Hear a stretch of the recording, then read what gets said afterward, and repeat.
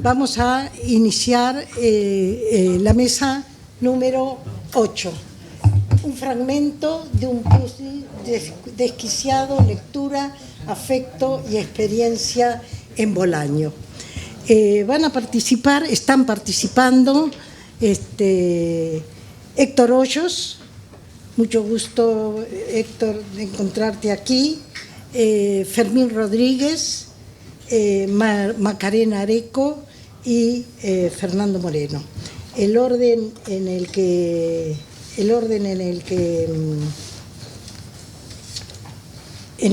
que van a exponer es el siguiente: Héctor Hoyos, catedrático de Culturas Ibéricas e Hispanoamericanas de Literatura Comparada en la Universidad de Stanford, recibió su licenciatura en la Universidad de los Andes en literatura y en filosofía, y ha realizado una maestría en la Universidad de Cornell sobre estudios románticos. Ha escrito un libro sobre Roberto Bolaño, pero no tengo el título. Se llaman Los Aleph. Los Aleph. Bueno, eso me va a gustar que después me cuentes qué quiere decir. ¿Qué significa eso?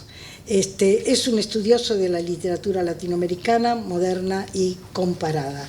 Entonces, empezamos con Héctor.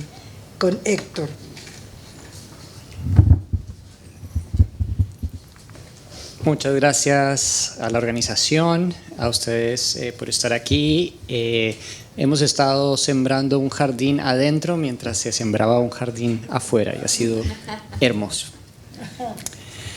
Para cuando Roberto Bolaño muere, con apenas 50 años de edad, los lugares en los que se sitúan sus tramas se han ido expandiendo más allá de su Chile natal o su México y Cataluña adoptivas, a los continentes americano y europeo en su conjunto e incipientemente a África y Asia.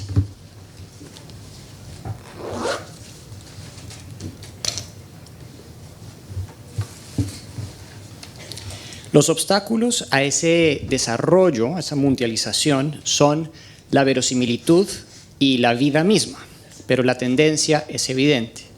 En Los Detectives Salvajes, Arturo Belano hará un viaje transcontinental por el África subsahariana. En 2666, Archimboldi recorrerá medio mundo, mientras Barry Seaman, con apellido Marino e inspirado en el Black Panther Bobby Seale, visitará China y Argelia. Se menciona conspicuamente la tumba de Stevenson en Samoa. La verosimilitud es una conjunción de género, referencialidad e ideología. Una condición básica es la aveniencia de tema y público. Bolaño quizá anticipaba o añoraba el lectorado global que tiene hoy en día, principalmente gracias a las traducciones al inglés y a la influencia de la industria cultural editorial anglo-estadounidense, podríamos decir el guiño de Liz Norton, pero no llegó a armonizar tema y público. Que lectores de África leyeran las historias de Bolaño sobre el continente debió parecer, en ese mundo previo a las redes sociales, cuando menos poco probable. A continuación, examino esa desaveniencia con miras a explicitar los límites de la imaginación de mundo en Bolaño y lo que ello conlleva para la articulación del sur global como horizonte de lectura.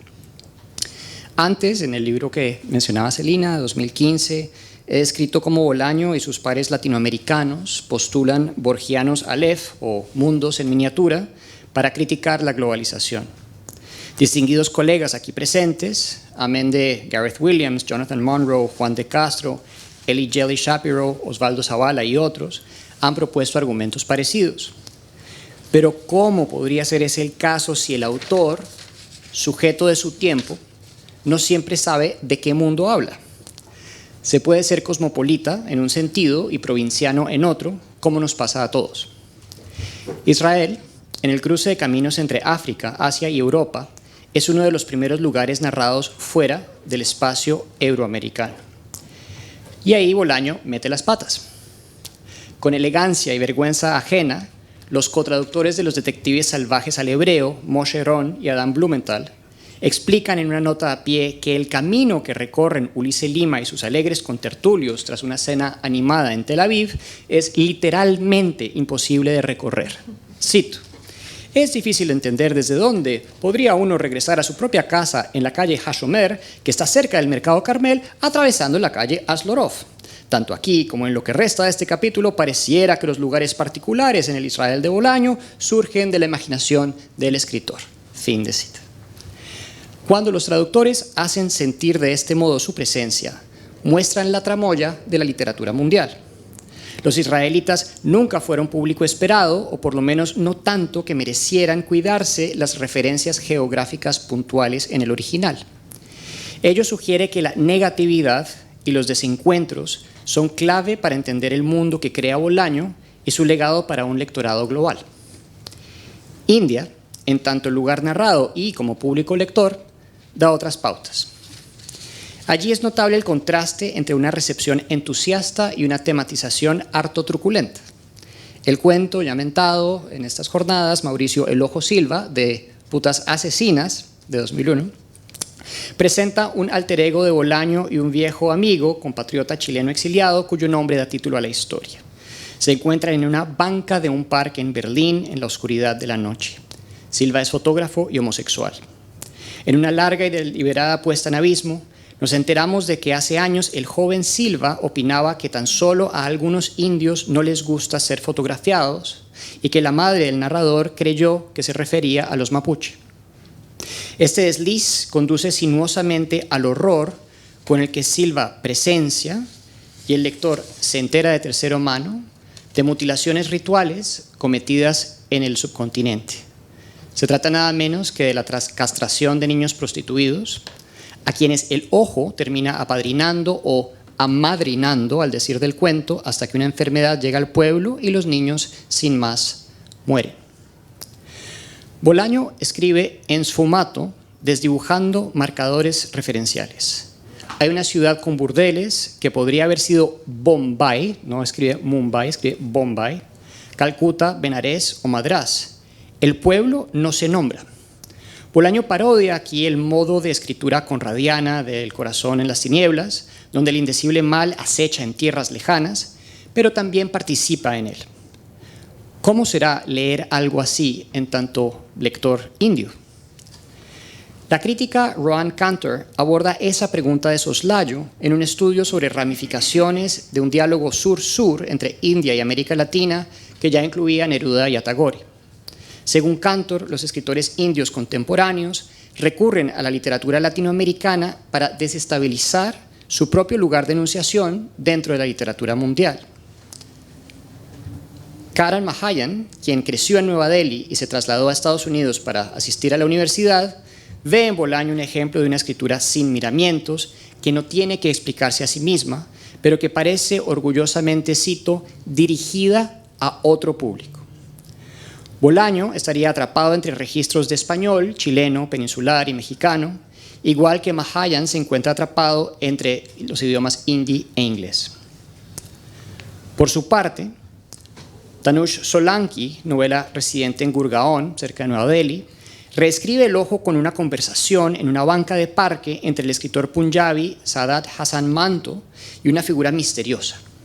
Tras examinar detenidamente a un hombre de lentes redondos, pelo corto y rizado, jeans sucios y dedos largos y delgados, este manto ficcional exclama en urdu, cito, «No me joda, sin duda este hombre es Roberto Bolaño».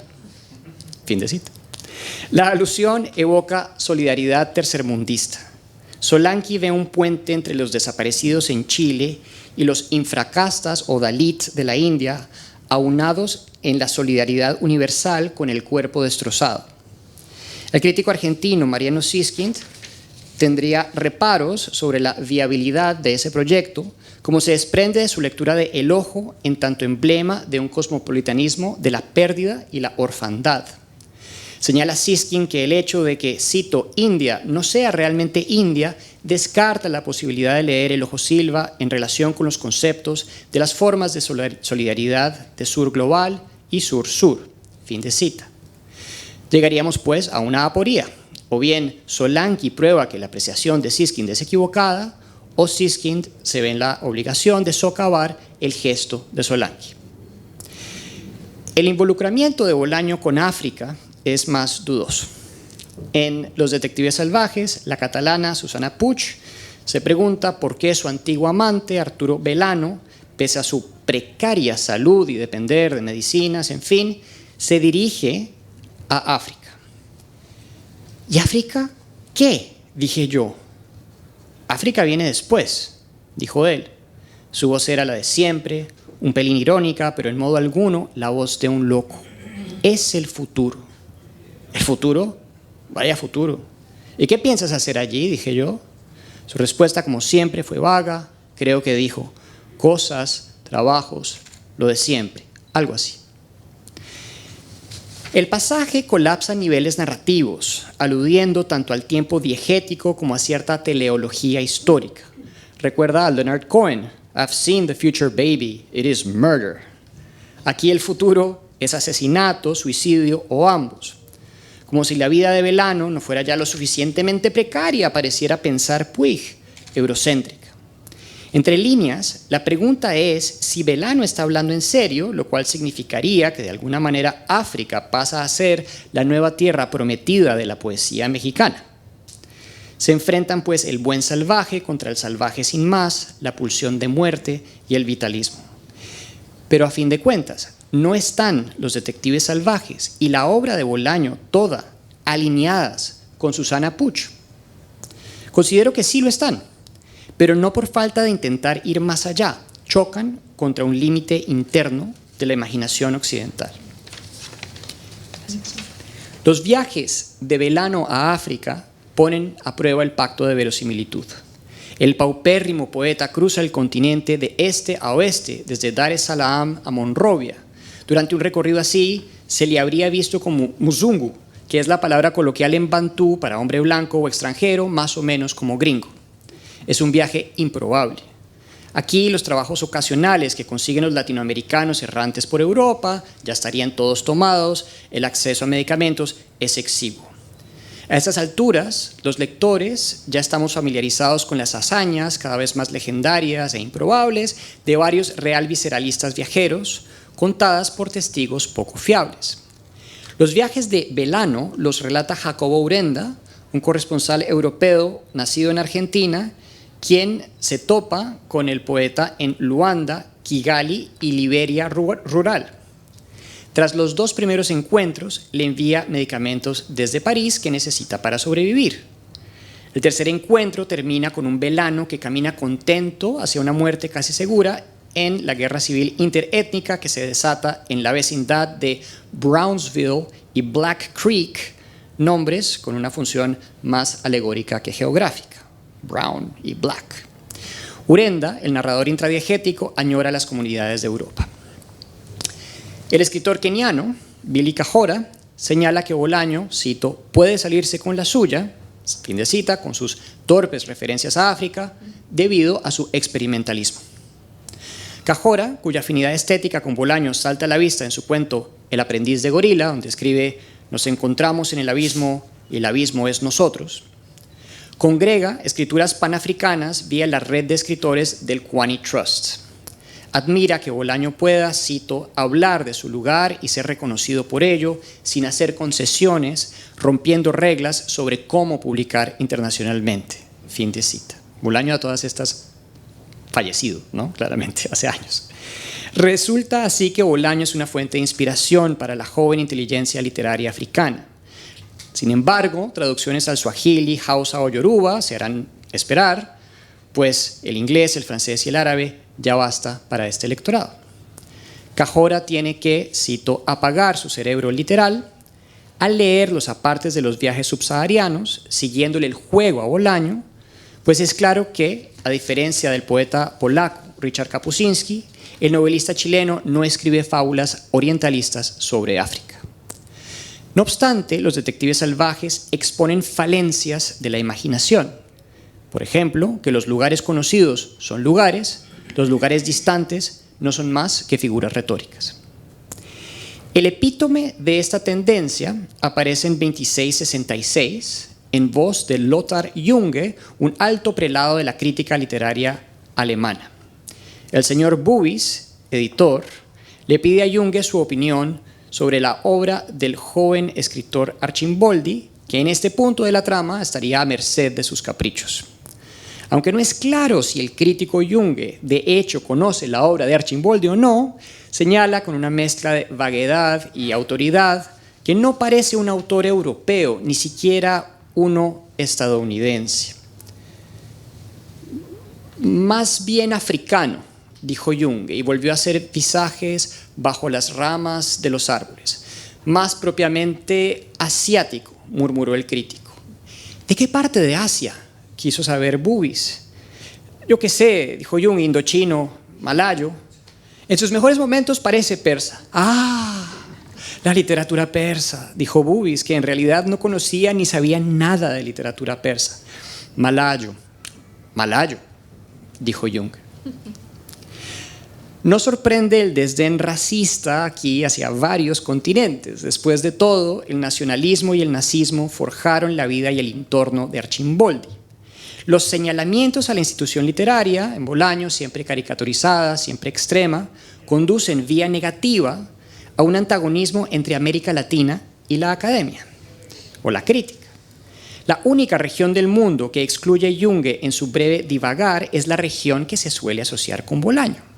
Quizá el símil que falta para describir la excentricidad de Arcimboldi sea precisamente aquel de un autor latinoamericano escribiendo en alemán. Bolaño itera malayo, homófono con mal-ayo. Léase, eso se me escapa, me parece pésimo o incluso veo maldad. La primera lectura da cuenta de la ignorancia de Junge, la segunda juega con el solo hecho de que no ser alemán ya es desventaja.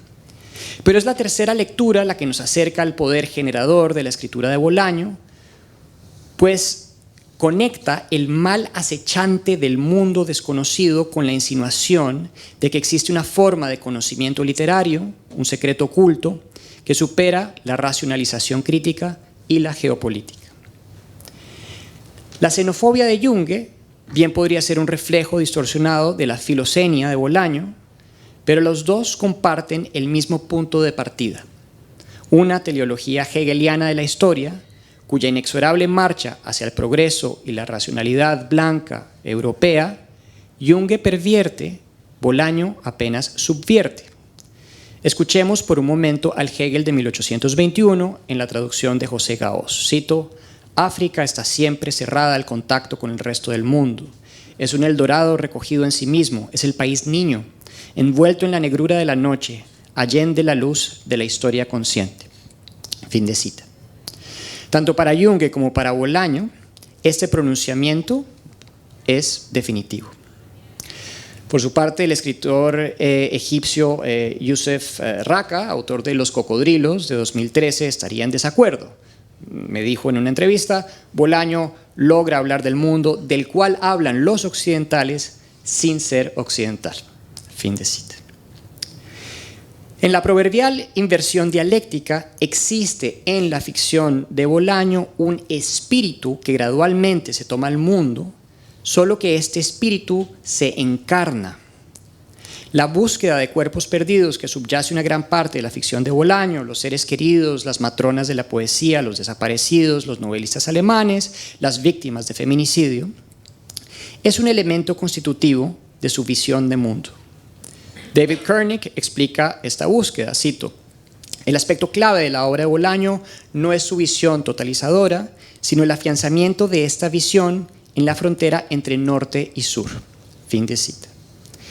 Si consideramos la totalidad de Bolaño de afuera hacia adentro, por así decir, vemos que el énfasis en el eje norte-sur termina imponiéndose a la comprensión del mundo sobre un eje oriente-occidente. En otras palabras, sin proponérselo, Bolaño traza la consistencia interna de Occidente. No se trata de determinismo tampoco, siempre hay sorpresas. Como ya se dijo en estas jornadas, el escritor senegalés Mohamed Mbougar Sarr recibe a los 31 años el prestigioso premio Goncourt, uniéndose a las filas de Proust, Simone de Beauvoir, Marguerite Duras, por una novela con una fuerte influencia de Bolaño, la más secreta, más recóndita memoria de los hombres. En Shanghái, 5 jóvenes lectores de Bolaño, abrieron antes de la pandemia una librería que no duró mucho llamada 2666. En Corea, Jeong Ji-won y On Han-ki fundaron en 2012 el movimiento analrealista. En Japón, se enteraron de la existencia de Raúl Zurita gracias al personaje poeta piloto Carlos Vider en las traducciones de Haku Shueisha. El escritor libanés estadounidense Rabi Alamedine le dedicó una novela entera a una traductora que fracasa en pasar 2666 del inglés o el francés al árabe. Los ejemplos abundan.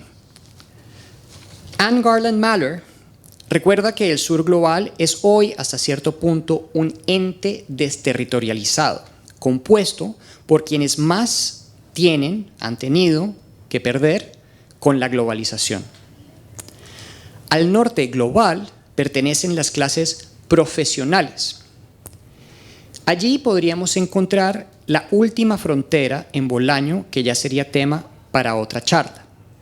Su insistente reivindicación del amateurismo incluye titular la célebre parte de los críticos, así, cuando no parte de los catedráticos o de los académicos, como si escribir para el periódico fuera o diera lo mismo que hacerlo para una revista académica indexada. Si creemos que lo es, al bovarismo habría que llamarlo bolañismo. Si sostenemos que no lo es, nos arriesgamos a ser snobs o alienados, como si oficio y entusiasmo no pudieran coincidir. Quizá por eso proliferan alrededor del mundo las tesis de maestría sobre Bolaño como actos suicidas. Lectoras y lectores de distintas latitudes y longitudes se seguirán enfrentando a esa íntima paradoja. Gracias.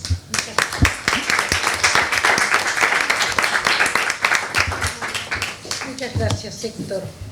Ahora va a leer Fermín Rodríguez, investigador del CONICET y profesor de teoría literaria en la Universidad de Buenos Aires. Es autor de Un desierto para la nación, 2010, y coeditor y traductor de Ensayos sobre biopolítica, excesos de la vida, de 2007. Su libro más reciente, Señales de vida, literatura y neoliberalismo, 2022, acaba de recibir una mención en el Iberoamericano Book Award otorgado por LASA. ¿Se escuchó? Sí. Gracias. Bueno. Hola. Fermín nos va a leer el título de su trabajo. El título de su trabajo, estás muy activo hoy. El título de su trabajo es La parte de los crímenes, una economía del miedo. Gracias, Selena. Y bueno, gracias por la invitación. Un poco intimidado porque me doy cuenta que no soy especialista en Bolaño, digamos. He leído cosas de Bolaño, que entre ellas 2666, que me hizo pensar, digamos, algunas cosas que quisiera compartir con ustedes. Miedo a los espacios abiertos, a los espacios cerrados, a las calles, a cruzar puentes. Miedo a los médicos, a los niños y a los animales, al pelo, a las palabras y a la ropa. Miedo a todo. Hasta la lluvia y el mar pueden ser causas de enfermedad y devenir agresión, tanto como los fenómenos meteorológicos, las noches, las flores, los árboles y los colores. Miedo a los objetos sagrados, a cometer pecados, a la sangre, a las balas, a los vivos y a los muertos. Miedo incluso al propio miedo, como los que sufren de fobofobia. Lanzada como una red discursiva sobre un territorio vacío de sentido, la lista de fobias que acabo de leer atraviesa fugazmente la atmósfera recargada de terror que satura la parte de los crímenes. Cuarta sección de 2666, la novela inconclusa de Roberto Bolaño, para terminar desvaneciéndose en el desierto indefinido y ominoso que separa México de los Estados Unidos. En efecto, no hay aspecto de la vida de Santa Teresa, la ciudad de la novela, con el eco de los femicidios de Ciudad Juárez de fondo, que no esté tomada por un miedo ubicuo e inespecífico que en las calles mal iluminadas de Santa Teresa se filtra por los poros del cuerpo social. Para reconstruir esa red multicausal inaprehensible de violencia que afecta a nuestras vidas, hay que llegar, por decirlo de algún modo, hasta las moléculas, por debajo de los bloques tradicionales de representación de la novela latinoamericana. Se trata de un nuevo régimen político de la novela latinoamericana que, en el reverso de las retóricas neoliberales del Estado débil, recoge entre sus páginas un tendal de cuerpos precarizados que a fuerza de vulnerabilidad iluminan el terror económico que se abate sobre ellos. Porque si la optofobia, que es el miedo a abrir los ojos, se diera por unos instantes y pudiéramos acceder al secreto del mal, lo que saldría a la luz es que más allá del enigma policial de la novela, más allá de la naturaleza episódica y pasional de los crímenes, más allá de la identidad de un asesino serial inatrapable y del diagnóstico psiquiátrico que explicaría racionalmente su conducta aberrante, bajo el otro cielo de Santa Teresa están matando obreras. Un subtítulo, Economía del miedo. Plegando al cuerpo sensible de la lengua las mismas intensidades sociales que recorren el campo de lo vivo, novelas como 2666 son una exploración en clave afectiva de ese nudo permanente en el estómago que es el vínculo entre miedo, subjetividad y capital.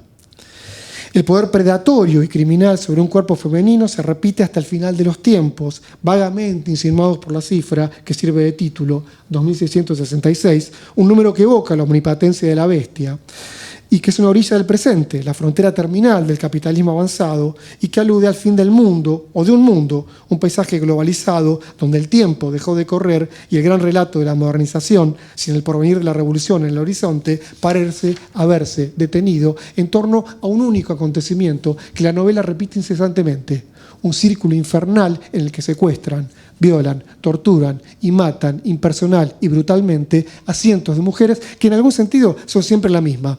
Una mujer trabajadora o estudiante, joven, migrante, pobre, clandestinizada, que se eterniza esperando un trabajo estable, una visa, una vida digna, apropiada y expropiada por un sistema patriarcal que es la continuación, por medios brutales, de toda una biopolítica del cuerpo comprometida con el control de la reproducción biológica, económica y afectiva del trabajo llamado vivo. La nueva mestiza, trasladándose por el paisaje de odio, rabia y explotación que la chicana Gloria Anzaldúa mapeó en 1987 en Borderlands. El capitalismo siempre soñó con jóvenes del tercer mundo, sumisas, maleables, no capacitadas e industriosas, gentileza de la cultura patriarcal y de las tradiciones del abuso, que abastezcan de mano de obra dócil y barata a las maquiladoras de la industria global, alzándose como castillos góticos en medio del desierto de Sonora. Explotados y despreciados al mismo tiempo son los cuerpos de la inmigración neoliberal, privados de los derechos de ciudadanía, cuerpos, como quien dice, llevados hasta el límite de lo que pueden por un impulso migratorio inseparable de formas de vida y dinámicas comunitarias devenidas para la industria del ensamblaje global fuente de producción de valor. Cargadas de un capital comunitario ligado a lógicas vitales de larga data, son las empresarias de sí, de las economías populares, llegadas a Santa Teresa en busca de trabajo en las maquiladoras o tratando de pasar al lado estadounidense, siguiendo flujos de trabajo y de cosas que circulan a través de fronteras que son umbrales biopolíticos y de comercio antes que líneas geográficas de migración. El cuerpo femenino se transforma en un campo de batalla que lleva las huellas de un poder de apropiación y expropiación absolutos, de una voracidad sin límites, que escribe directamente sobre el cuerpo y con el cuerpo mutilado de las víctimas, una de esas macabras ficciones de la política latinoamericana que la política de la ficción de Bolaño, con su uso del misterio como modo de poner en relación elementos heterogéneos, empuja hasta el límite del no lenguaje de la violencia y del terror. Porque si las cosas se llamaran efectivamente por su miedo, habría que hablar antes que nada de ginefobia, ergofobia y tropofobia, que son el miedo a las mujeres, el miedo al trabajo y el miedo a cambiar de lugar. Un triángulo por el que se escurre la vida, objeto de cálculos y apropiación por la acción de un capital que ha puesto el terror y la exposición a la muerte lenta de la pobreza en el centro del proceso productivo. Hay cadáveres. Al igual que el policía que se entretiene contando las heridas de armas blancas que recibió el cuerpo de una mujer antes de morir estrangulada, y se aburrió, cito, al llegar a la herida número 35, quien recorra de punta a punta la serie de 109 cadáveres de mujeres asesinadas entre 1993 y 1997, que se acumulan en las páginas de la parte de los crímenes, perderán en algún momento la cuenta. Como ojos que se cierran ante el peligro, las palabras desafectadas y anestesiantes con que se contabilizan los cadáveres son propias de un informe forense que aplasta la crueldad del fenómeno con el peso de una mirada estadística, en tensión con la singularidad del goce que bulle en cada asesinato.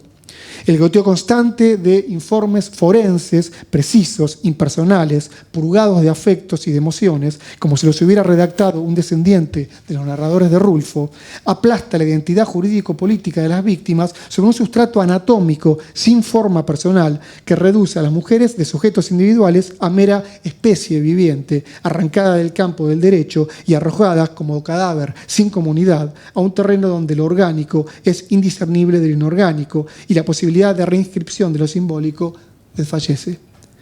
Como la biologización de la política está en conflicto con las ideas democráticas y el poder sobre la vida pone en crisis la noción jurídica de ciudadanía, en sociedades como la de Santa Teresa, no todos los seres humanos pueden aspirar al estatuto jurídico-político de personas.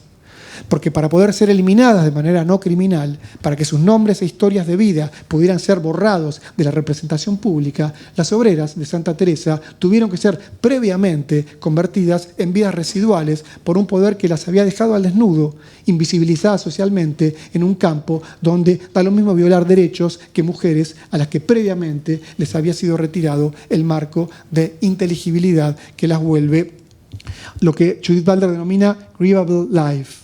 Vidas dignas de ser lloradas, vidas que valgan la pena.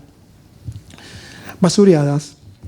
Entre restos de basuras, desechos industriales y escombros, los cuerpos salvajemente apuñalados, mutilados, eviscerados, chamuscados, con los pezones y el sexo desgarrados a mordiscones, como si un perro callejero las hubiera intentado comer, una cita, yacen insepultos en tierras baldías a la vista de todos para que fueran encontrados lo antes posible. Especula alguien, como si la violencia misógina del poder tuviera la necesidad constante de producir y exhibir la desnudez para aterrorizarnos y preservar las jerarquías.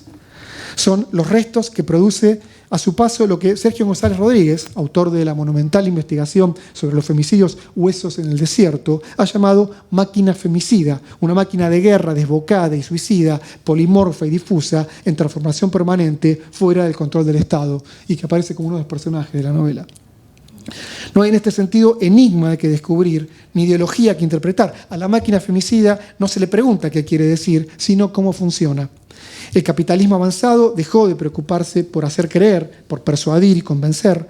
Actúa por sí solo, sin necesidad de recurrir a justificación discursiva alguna, desde el momento en que lo que mantiene la realidad unida no es un cuerpo sistemático de ideas, una ideología omnisciente, sino las propias operaciones de administración y control que funcionan al nivel de las rutinas materiales de la vida. Lo que amenaza la vida de Santa Teresa es lo que Marx llamaba la sombría compulsión de lo económico, como fuerza impersonal de dominación que estructura la vida social y que hace que las jerarquías y la violencia parezcan naturales y necesarias. Afantasmadas.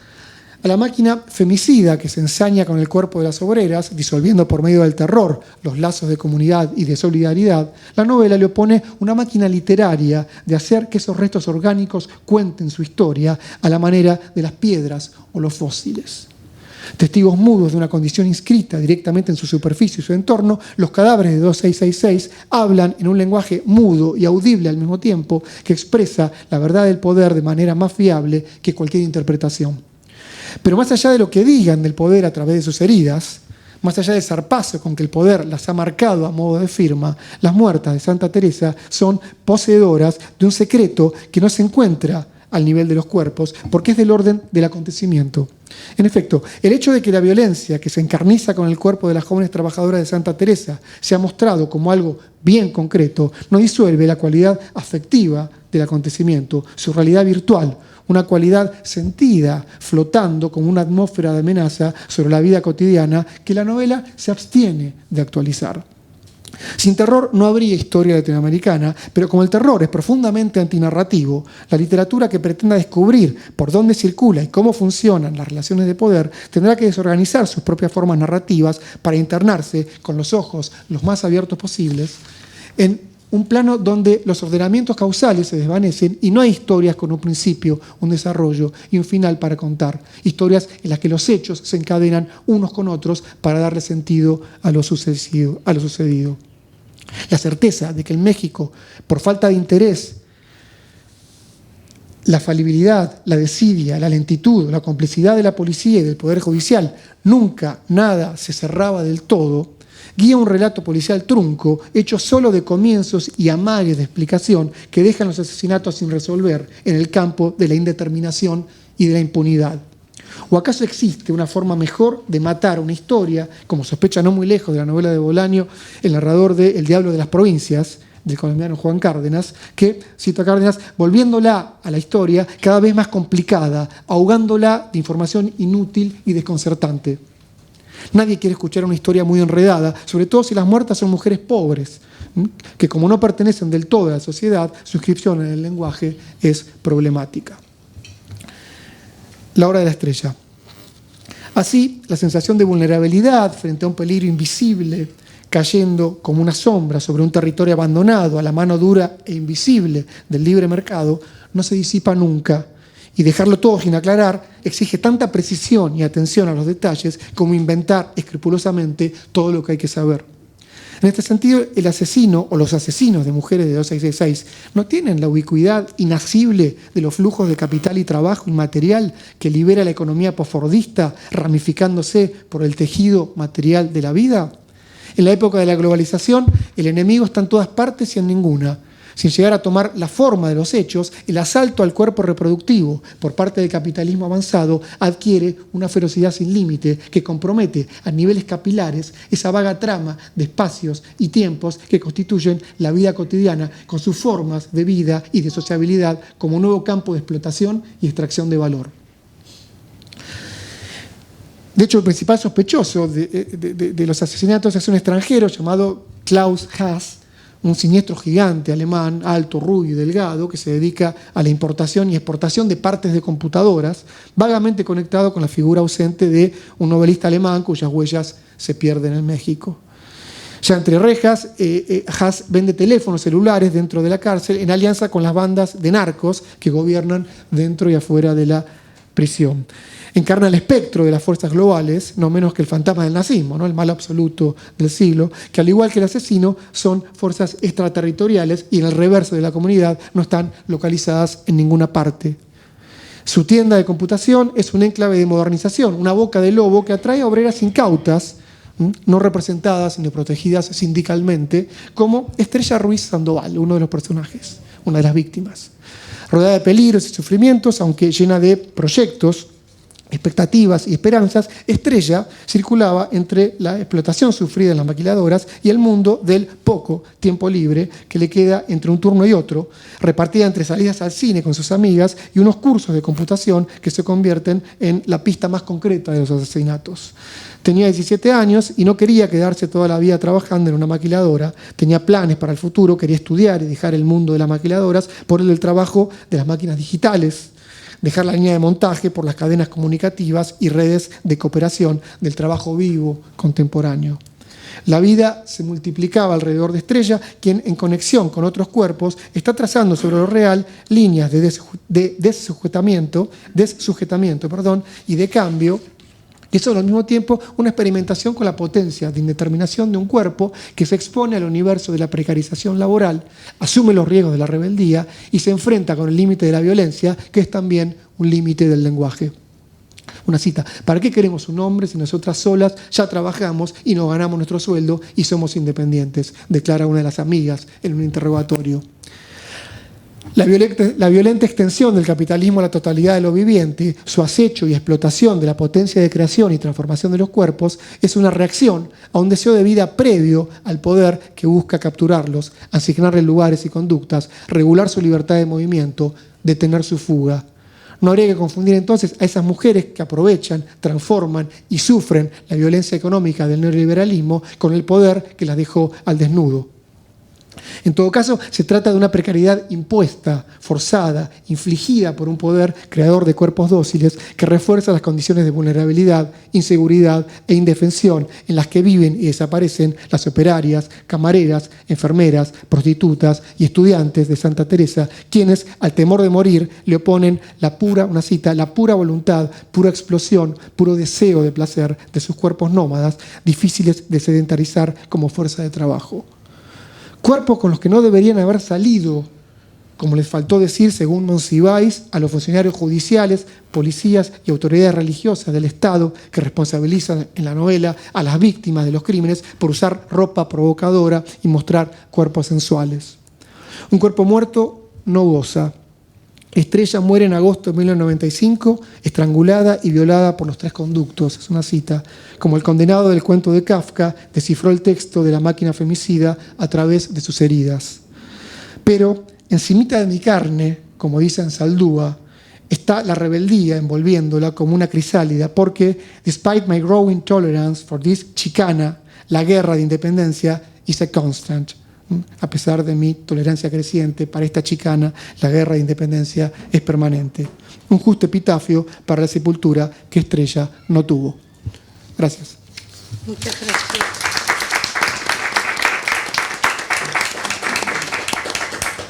Muchas gracias, Fermín. Continuamos con esta mesa, cuyos integrantes han sido muy meritorios en la medida del tiempo, lo cual se agradece. Macarena Areco, periodista, licenciada, magíster y doctora en literatura por la Pontificia Universidad Católica de Chile. Ha publicado alrededor de 70 artículos y capítulos de libros sobre narrativa chilena y hispanoamericana del siglo XX y reciente. Actualmente es profesora titular de la Facultad de Letras de la Pontificia Universidad Católica de Chile, además de ocupar otros cargos en la investigación. Es autora de varios libros, entre los que voy a mencionar solo 2. La cartografía de la novela chilena reciente, un libro que la verdad que fue muy, muy interesante en su momento, lo recuerdo muy bien, Macarena. Y el último libro publicado en 2022, Narrativa chilena actual, dictadura, neoliberalismo, subjetividad y textualidad, con Cecil Quintana y Fernando Moreno. Hay más, pero muy bien. Muchas gracias. Macarena nos va nos vas a decir vos el título porque yo lo tengo borrado. Sí, te lo digo, Celina, y está bien que esté borrado. No, lo veo y lo encuentro tan exagerado. Pido disculpas por el título desde ya. Bolaño 7020, un balance. Bueno, pero antes de eso agradezco a Celina y a los y las organizadoras por esta posibilidad de estar acá con tanta gente que sabe tanto de Bolaño. Bueno. ¿Cómo es tu título? Mi título, no lo quiero decir, te lo digo, bueno. No. Bolaño 7020, un balance. Pido disculpas por el título, pido disculpas porque esto es largo y lo corté porque era para una instancia más larga, lo corté, pero no lo suficiente. Así que por favor, Celina, cuando me quede, o Fernando quizá, cuando me quede 1 minuto o 2, no se atreve. Ay, mira. No, Bolaño ha sido muy activo en la mesa, pero bueno, Celina, entonces, Celina, porque esto está largo y ambicioso. Ese papel represor lo cumpla yo. Largo y ambicioso. Me pongo el parche antes de la herida. Bueno, pero empiezo rápido. En esta ponencia propongo hacer una suerte de balance de Bolaño y de su obra, 70 años de su nacimiento y 20 de su muerte, a partir de 3 visiones, perspectivas o prismas, que son también etapas de su conocimiento y de su lectura. 1, el cometa Bolaño, La expresión, quizás sepan, es de Jaime Concha, es decir, la luz que irradió durante ese periodo que creo a estas alturas podríamos llamar áureo, que va entre 1996 y 2004, desde la publicación de La literatura nace en América y Estrella distante a 2666, pasando por todo lo que ustedes ya saben. Lo que Bolaño aportó a nuestro firmamento, lo que la obra de Bolaño nos dio, una suerte de temblor, de remecimiento, de apertura. 2, el Bolaño vidente, que es lo que surgió después, sobre todo en las obras póstumas, como un regalo adicional que quizás ya no esperábamos, la ciencia ficción como género mesa y como un derivado de lo anterior, la mirada político, prospectiva, profética, a lo Dick o a lo Lacouture, que visibiliza la pervivencia, vigencia y el peligro del fascismo bajo distintas formas, que, bueno, ustedes a puertas de la elección saben de eso, de la elección de pasado mañana. Ay, no. Nosotros también sabemos. Bueno, el peligro del fascismo bajo distintas formas, pero igualmente tanáticas, es el Apocalipsis Bolaño del que Santa Teresa es cifra y Aleph. Y por último, el malestar Bolaño, las deudas de Bolaño, aquello en lo que Bolaño se quedó corto o se pasó de listo o donde mostró la hilacha, no sé si aquí se dice mostrar la hilacha, ya. Sí. Lo que uno siente, perdonen que diga esto es tonta, pero lo que uno siente que Bolaño no hizo por uno o por la literatura, el Bolaño evidente que debería habernos iluminado el camino en todo y no lo hizo, mesianismo culpable mediante. El Bolaño soberbio, el Bolaño que no sabe. Bueno, la parte mala. Bueno, 1, el meteoro Bolaño. De lo primero que quisiera hablar en esta parte es de mis impresiones iniciales cuando empecé a leer a nuestro autor a finales de los 90. Después de haber estado obsesionada bastante tiempo con Proust, de haberlo leído de cabo a rabo y haber vuelto a empezar, pensaba, quizá con cierta ingenuidad, que la novela como género estaba acabada, no en el sentido, por supuesto, de que no se escribirían más novelas, para eso hay editoriales, agentes e incluso ahora este famoso chat GPT, pero sí de que ya no habría un más allá. Es decir, se había llegado a un máximo de interioridad, de matización, de técnica, a partir de lo cual solo nos quedaba consolarnos con buenos puzzles policiales, con la información de novelas históricas o políticas, con autoficciones, etc. Solo divertimentos, digamos, relativamente menores, que en el mejor de los casos producían o nos permitían una experiencia estética, si es que existe aquello. En ese entonces, hace ya unos 25 años, el cometa fugaz Meteoro Bolaño se me apareció como un viento, pero no como un céfiro de la chingada, sino como un aire liberador, refrescante y respirable, que abría espacios cerrados, los ventilaba, esparcía el polvo, hacía nuevas conexiones, productivizaba, entre otras cosas porque también tenía algo, o más bien mucho, de tormenta de mierda que nos remecía y limpiaba. Bolaño ampliaba y abría el artefacto literario y el artefacto novela a partir de los dispositivos de la escritura y de los escritores como estrellas absolutas de las constelaciones, los soles negros que otorgaban un sentido por más pasajero y precario que éste fuera. Bolaño y sus personajes sueñan literatura, comen literatura, la literatura es lo único que sin salvarlos los salva. La sinagoga iconoclasta, los seguidores del zapallo, profecía de Macedonio, los de las vidas imaginarias y mínimas, sentimos en esa época que había llegado nuestro apóstol. Perdona, estoy exagerado. Ahora lo encuentro así. La oración que repetíamos entonces era, comillas, lo cito, de lo perdido, de lo irremediablemente perdido, solo deseo recuperar la disponibilidad cotidiana de mi escritura, líneas capaces de cogerme del pelo y levantarme cuando mi cuerpo ya no quiera aguantar más. Significativo, dijo el extranjero, al humano y a lo divino, como esos versos de Leopardi que Daniel Viga recitaba en un puente nórdico para armarse de coraje, así sea mi escritura o nuestra lectura, agrego yo.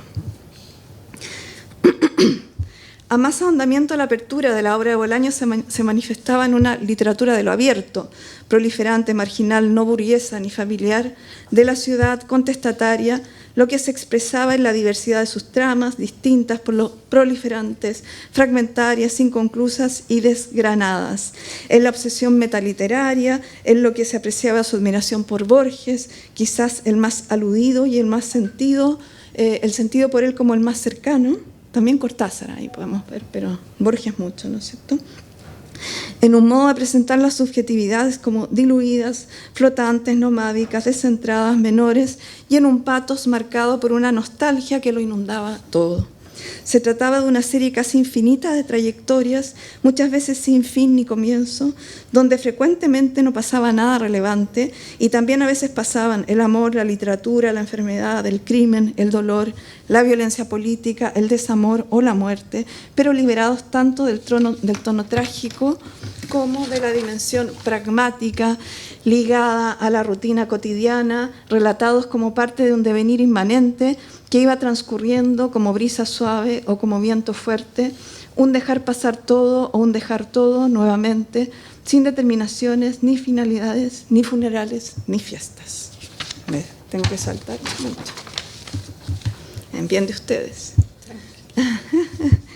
Las de Bolaño son historias, como sabemos, cronotópicas, en que un personaje está aquí y ahora, en un espacio muy preciso, y a veces cuenta lo que le pasó, o lo que le contaron que pasó, o lo que imagina. Estas historias son narradas en una multiplicidad de matices, de ahí que sea tan importante la definición que hace Auxilio Lacouture de sí misma, que creo también permite definir la obra de Bolaño como una buscadora de matices. Y por eso es tan importante la digresión como técnica narrativa que permite ir abarcando muy diversos pedazos de espacio-tiempo, pero no se trata como en Proust, de nuevo Proust, ¿por qué dirán ustedes? Bueno, de una descripción profundizada que permite ahondar en la subjetividad, sino de una ampliación que hace posible huir desde el propio yo a otro, para buscar amistad, literatura, amor, historias, y también algo que, si no fuera por la dimensión religioso-espiritualista que se le suele dar a la expresión, sería algo así como el secreto del mal, considerando que solo podemos usarla si tenemos muy claro que en Bolaño siempre se trata de un mal que es carnal, material, político, económico, humano. Esta búsqueda de una salida a la cárcel de la identidad es en Bolaño, a mi modo de ver, programática.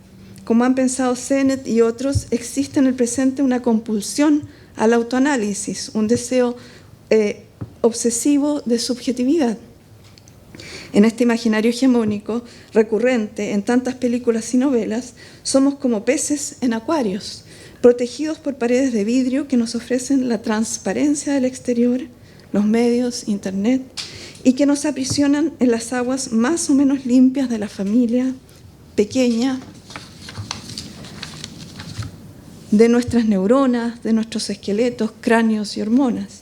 En relación con esta figuración dominante, la posta subjetiva de Bolaño puede ser entendida como un intento de emancipación.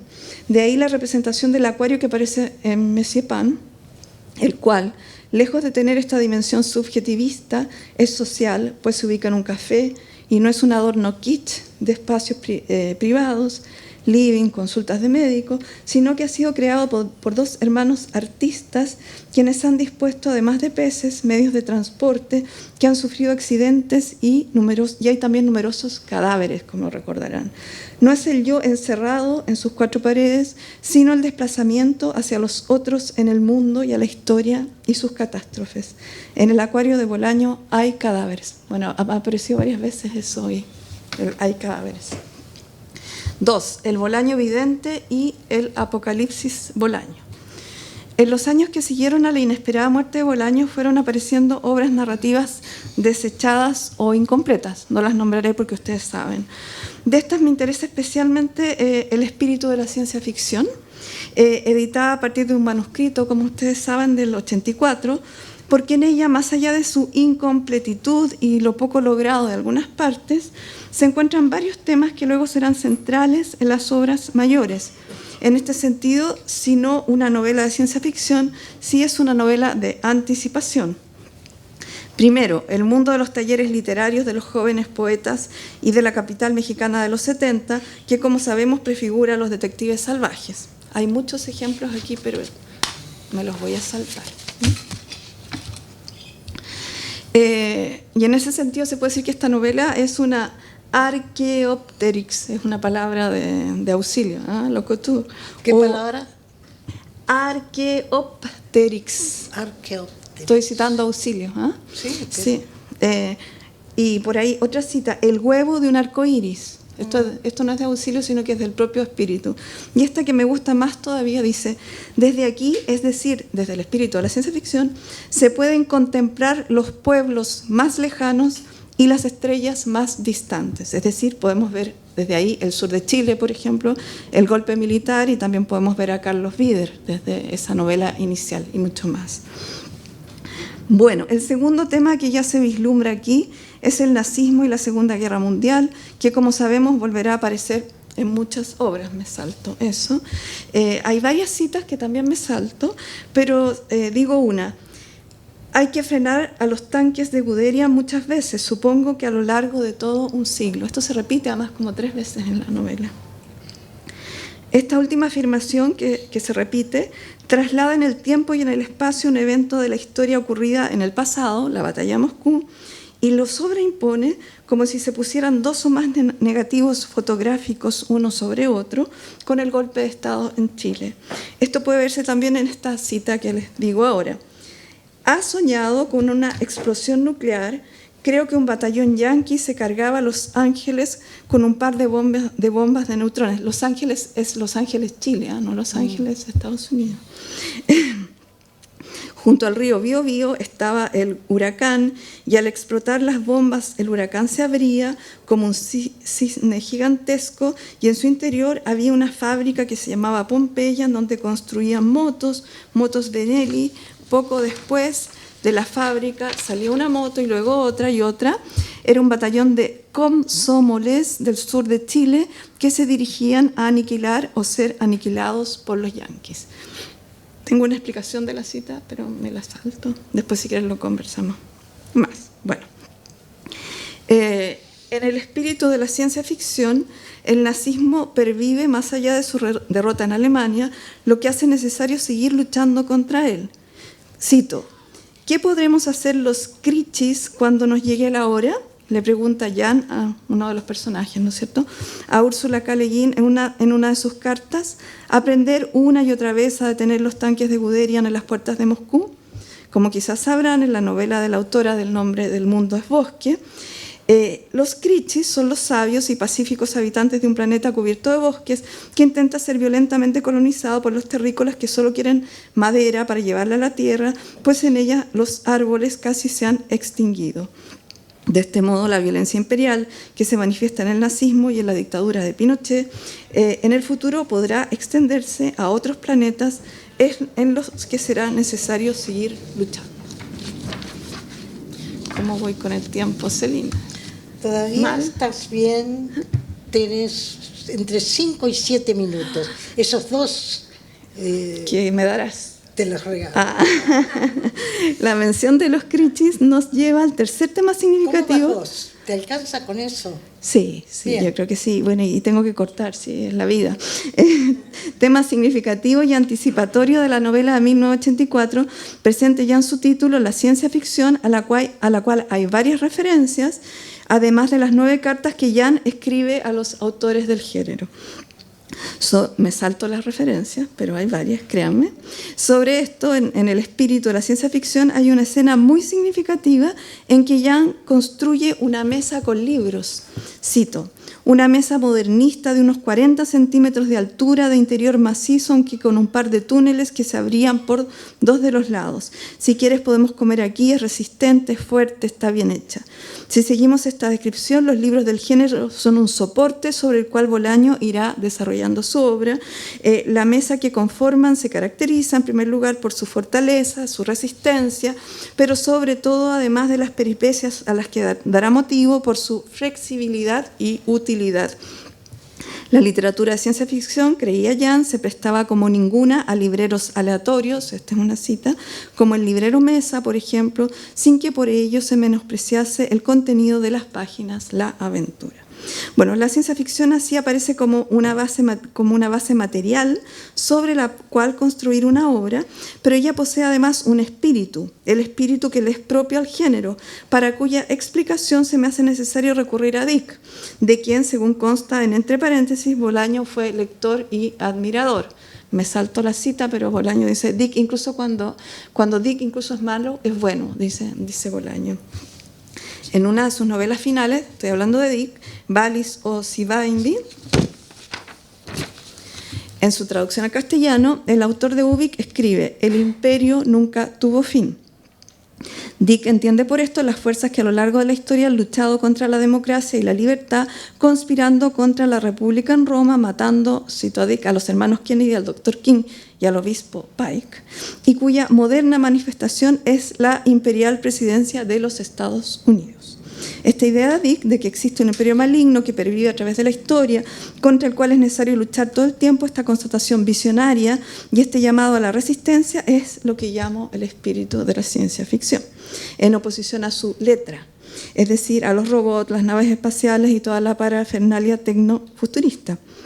Esta perspectiva profética, central en el espíritu de la ciencia ficción, en tanto, como hemos visto, en esta obra de la Segunda Guerra Mundial se sobreimpone con el golpe militar de 1973 en Chile, se traspasa a toda la obra de Bolaño, pero es particularmente clara en Amuleto, según puede verse en esta cita que representa el momento más dickiano en la obra de Bolaño, en que Auxilio Lacouture nos advierte de, cito la novela, la contienda entre la ilustración y la sombra, o el imperio o el reino del orden, que de todas estas maneras puede y debe ser llamada la mancha irracional, que pretende convertirnos en bestias o en robots y que lucha contra la ilustración. Es muy curioso oír hablar estos personajes de Bolaño de la ilustración así con mayúscula.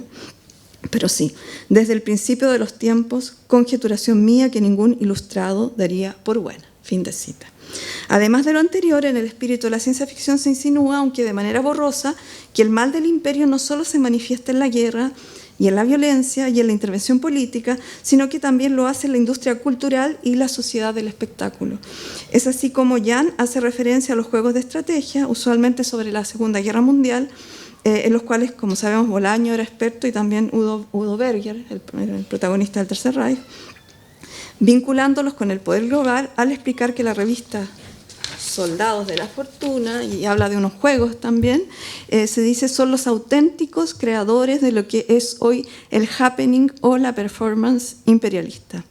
En el futuro, el show del imperio aparecerá de un modo transparente y mucho más brutal en las películas Snap y en el asesinato de mujeres en Santa Teresa de 2666, en un ensamblaje tanático de espectáculo y neoliberalismo, del cual la ciudad de las maquilas será cifra y profecía.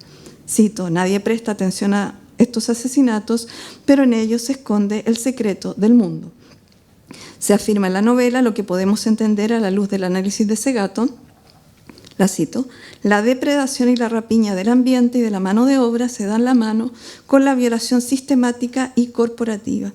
No olvidemos que rapiña en español comparte su raíz con rape, violación en inglés. Si esto es así, no solamente podemos afirmar que una comprensión del contexto económico a gran escala nos ayuda a iluminar los acontecimientos de Ciudad Juárez, sino también que las humildes muertes de Juárez, desde la pequeña escala de su situación y localidad, nos despiertan y nos conducen a la más lúcida lectura de las transformaciones que atraviesa el mundo en nuestros días mientras se vuelve a cada instante más inhóspito y aterrador. Bueno, la vidente Florita Almada, yerbatera, también cesárea tinajero, recordarán que lo es al final, y provista de alma, es almada, como la ciencia ficción que tiene espíritu, ¿no es cierto? Además de santa iluminada, capaz de ver cosas que nadie más ve y de buscar una interpretación coherente para todo lo que sucedía, ella, ¿no es cierto?, visualiza a Santa Teresa como la ciudad dantesca del llanto y el eterno dolor, hecha carne en la violencia que se transmite a través de los medios de comunicación. La cito, en sueños veo los crímenes y es como si un aparato de televisión explotara y siguiera viendo en los trocitos de las pantallas esparcidos por mi dormitorio escenas horribles, llantos que no acaban nunca. Este es el Apocalipsis Bolaño, del que Santa Teresa es la adelantada y del que hay una prefiguración, si bien borrosa, en el espíritu de la ciencia ficción. En el desierto del aburrimiento neoliberal, los únicos oasis que van quedando son los del horror, a los que la industria cultural y la sociedad del espectáculo nos han ido acostumbrando. Estos consuelos infames, sin embargo, se han ido abriendo paso hacia lo real. Y la tercera parte, el malestar Bolaño, quizás no alcanza. Quizás no alcances. No. Así no. que lo dejamos aquí. Está acá, muy bien. Muchas gracias. No, muchas gracias a ustedes.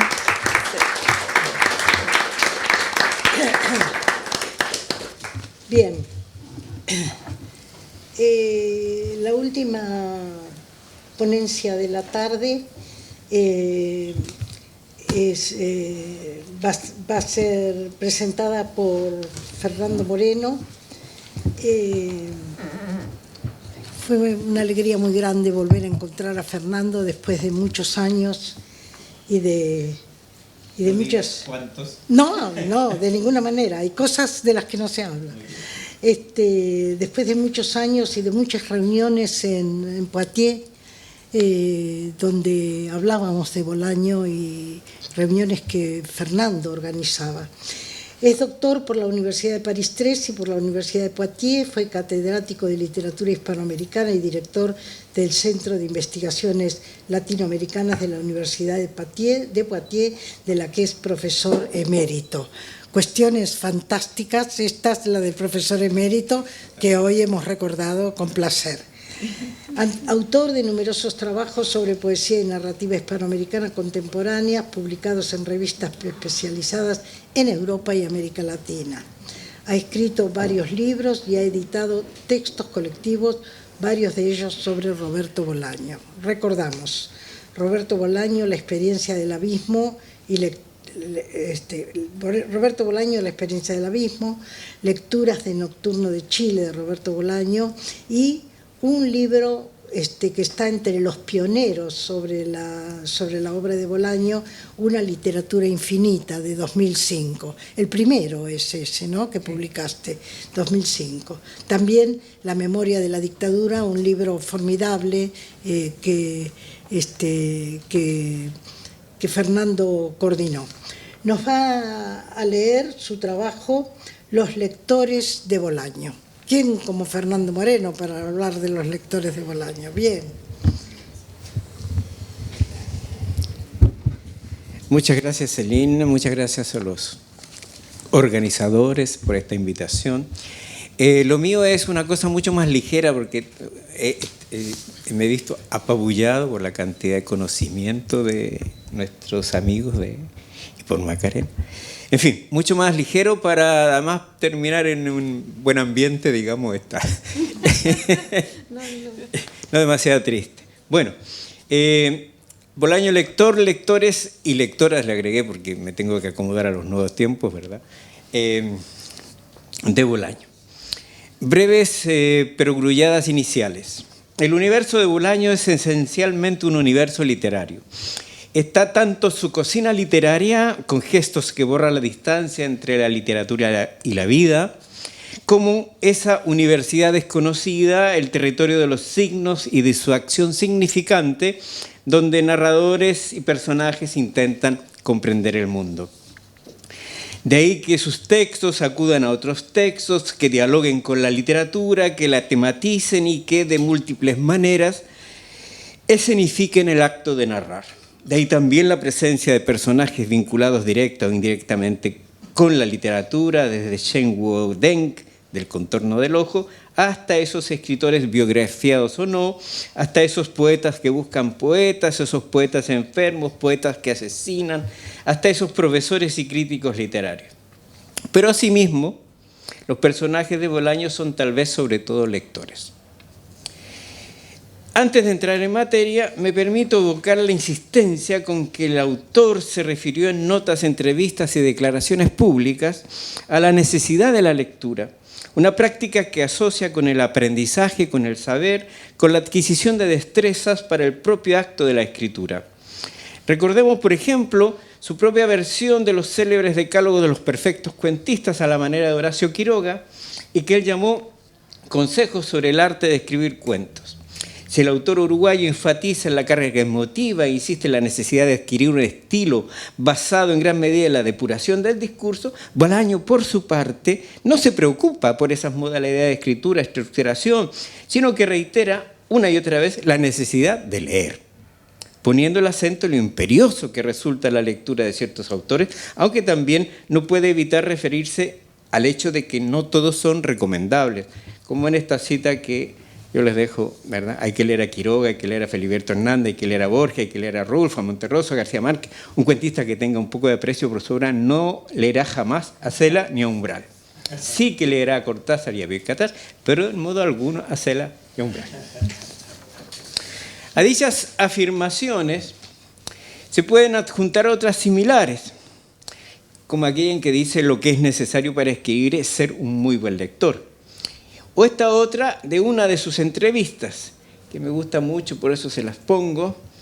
A mí la literatura me ha servido básicamente para leer. En el momento en que decido que voy a ser escritor, me pongo a leer. En mi vida, que ha sido más bien nómade y de una pobreza extrema en ocasiones, el leer ha contrapesado esa pobreza y ha sido mi soberanía y mi elegancia. Hay muchas otras así como formulaciones en las que otorga una prioridad a la lectura, incluso por sobre la actividad de la escritura. Y los personajes de Bolaño leen textos a veces extravagantes y en lugares a veces inconfortables. La cárcel, por ejemplo, como es el caso de Barry Seaman, ex Pantera Negra, gastrónomo y pastor, que devoraba los libros, cito, como si fueran costillitas de cerdo picante. Y para quien, aquí va la cita, leer es como pensar, como rezar, como hablar con un amigo, como exponer tus ideas, como escuchar las ideas de los otros, como escuchar música, sí, como contemplar un paisaje, como salir a dar un paseo por la playa, y a cuyas opiniones podemos añadir una cita del narrador del cuento Dentista, quien señala: uno nunca termina de leer, aunque los libros se acaben, de la misma manera que uno nunca termina de vivir, aunque la muerte sea un hecho cierto. En cierta medida, la afirmación de este personaje condensa la percepción y la visión de Bolaño, que es también convicción y pasión, tantas veces reiterada, a propósito de la experiencia lectora, de la significación que le concedió y del papel fundamental que desempeña la lectura en el conjunto de su obra y de su vida, vida que también fue su obra, obra que también fue su vida. Aquí se formula la idea de aquella instancia como una acción determinante y constante, vinculada directamente con lo abismal, caracterizada como una acción vital siempre inacabada, como la vida por aprender y por aprehender, pero nunca aprendida ni aprehendida del todo, del territorio de lo ilimitado a pesar de los límites impuestos por el tiempo y la materia. De ahí que existe la posibilidad de adentrarnos en el universo de Bolaño, deteniéndonos ya no en las singularidades de los personajes escritores, sino en especial en los rasgos de aquellos que son además lectores. Se trata de buscar entonces las figuraciones del lector en la obra, esto es, las representaciones imaginarias del arte de leer en la ficción, no para preguntarnos tanto qué es leer, sino más bien para interrogarnos sobre quién es el que lee, cómo lo hace, desde dónde está leyendo, para qué y por qué, en qué condiciones, cuáles son sus reacciones y su historia. De todo esto, que es muy largo, lógicamente, solo propongo un esbozo, un rastreo muy parcial y poco sistemático a propósito del modo como aparece representada ahí la figura del lector.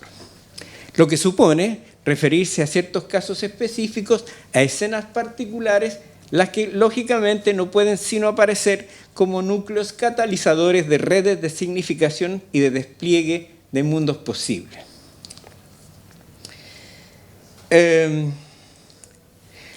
Salto un poco.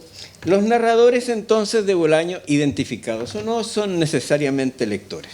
Un caso paradigmático, entre otros, puede ser el de la novela La literatura nazi en América, donde quien cuenta esas vidas y esas obras no puede ser sino un lector dotado en la realidad de lo imaginario de enormes conocimientos, un lector enciclopédico, capaz de dar cuenta detallada de las creaciones de aquellos personajes, de reseñarlos y de caracterizarlos, y de relatar aspectos de su biografía, de introducirnos a veces en sus intimidades, de establecer incluso una minuciosa bibliografía. Otros ejemplos: el joven poeta real visceralista Juan García Madero participa en talleres literarios. Esa práctica de lectura colectiva que se nos presenta sarcásticamente caracterizada, pues aparece en definitiva como una lectura arbitraria y casi mecanizada. Le dejo leer esa cita, que es la cita de que había asistido 4 veces al taller y que uno se leía y criticaba, etcétera, etcétera, ¿no? Y que se resume en lo siguiente, según García Madero: el método era el idóneo para que nadie fuera amigo de nadie, o para que las amistades se cimentaran en la enfermedad y el rencor. Otros aspectos destacados, siempre vinculados con la lectura, van estableciendo rasgos y reacciones características de este personaje. Tratándose de un joven estudiante de Derecho, pero cuya verdadera vocación es, dice, la literatura, se encuentra en una etapa de aprendizaje, de modo que su diario también aparece como el recuento de una experiencia de formación de ese universo. Lector experimentado, pero pedante conocedor de la retórica, lo que da Paulo para una versión humorística de la relación entre una teoría y las condiciones de una praxis. Todavía tiene mucho que aprender, mucho que leer, y quizás por ello en un primer momento puede ser visto y considerado como lector emotivo. Más que emotivo, un sujeto que se deja llevar por su sensibilidad epidérmica, en el que la lectura produce y provoca reacciones fisiológicas incontrolables o bien controladas, depende. Cita: primero entré en la librería del sótano y me compré un libro de Pierre Louis. Después crucé Juárez, compré una torta de jamón y fui a leer y a comer sentado en un banco de la Alameda. La historia de Luis, sobre todo las ilustraciones, me provocaron una erección de caballo. Intenté ponerme de pie y marcharme, pero con la verga en ese estado era imposible caminar sin provocar las miradas y el consiguiente escándalo, no solo ya de los viandantes, sino de los peatones en general. Así que me volví a sentar, cerré el libro y me limpié de migas la chamarra y el pantalón. Dicho sea de paso, el propio Bolaño confiesa que cuando tenía 15 o 16 años se robaba libros o llevaba lo que podía. Y dice: recuerdo que uno de los que más me impresionó era el de Pierre Louis, que lo leí y lo leí bastante bien. A buen entendedor. Tales repercusiones o pulsiones no significan, sin embargo, que García Madero sea incapaz de efectuar un movimiento de repliegue y que no pueda solo dejarse llevar por esos efectos, que algunos considerarían primarios. Es también capaz de convertirse, como sabemos, en otro tipo de lector reflexivo, pensante, etcétera, etcétera. Un sinnúmero de otras figuras de los detectives son lectores, no todas ellas similares. Ávidos estudiantes, pedantes lectores de citas, eruditos y apasionados. Por lo demás, en el propio texto, como ustedes recuerdan, uno de ellos se encarga de establecer una tipología de lectores. Lo hace Joaquín Font, desde su clínica de salud mental El Reposo. Hay una literatura para cuando estás desesperado. Esta última es la que quisieron hacer Ulises Lima y Velano, dice. Grave error, como se verá a continuación. Tomemos, por ejemplo, el lector medio, un tipo tranquilo, culto, de vida más o menos sana, maduro. Un hombre que compra libros y revistas de literatura. Bien, ahí está. Ese hombre puede leer aquello que se escribe para cuando estás sereno, para cuando estás calmado. Pero también puede leer cualquier otra clase de literatura, con ojo crítico, sin complicidades absurdas o lamentables, con desapasionamiento. Eso es lo que yo creo. No quiero ofender a nadie. El personaje entonces evoca estos dos tipos de lectura y lo que él defiende es algo así como un lector híbrido, sereno, también inquieto y analítico, pero que sin embargo se deja participar en la experiencia sus sentimientos, sus sabores y sinsabores. Aunque Font y su buen sentido están encerrados. Es un asilo víctima de un sistema normativo que rechaza los desvíos y las transgresiones. Podemos también citar el caso de Ulises Lima, narrado por una de las voces que lo configuran. Es un lector desesperado, atado a los libros hasta tal punto que incluso lee cuando se ducha. Lo juro, leía en la ducha, que como lo sé es muy fácil. Casi todos sus libros estaban mojados. pero un día me fijé que entraba al baño con un libro seco y que al salir el libro estaba mojado. Ese día mi curiosidad fue más fuerte que mi discreción. Me acerqué a él, le arrebaté el libro. No solo las tapas estaban mojadas, también algunas hojas también. Y las anotaciones en el margen, con la tinta desleída por el agua, algunas tal vez escritas bajo el agua. Y entonces le dije, por Dios, no me lo puedo creer, lees en la ducha, te has vuelto loco. Y él dijo que no lo podía evitar, que además solo leía poesía. Las categorías propuestas por Font pueden corresponder a ciertos personajes de la novela. No los incluían todos, menos aún a los que emergen de otros textos de Bolaño. Todos recordamos a Auxilio, la madre de la poesía mexicana, que es presentada como una lectora constante que inclusive sueña con encuentros de este escritor y las posibles escrituras que hubiesen surgido de esos encuentros, y que lee durante su encierro, como sabemos, en el baño, mientras la policía ocupa la universidad. Yo estaba en el baño, los lavados, unas plantas de la facultad, la cuarta creo que la fuimos a ver hace poco.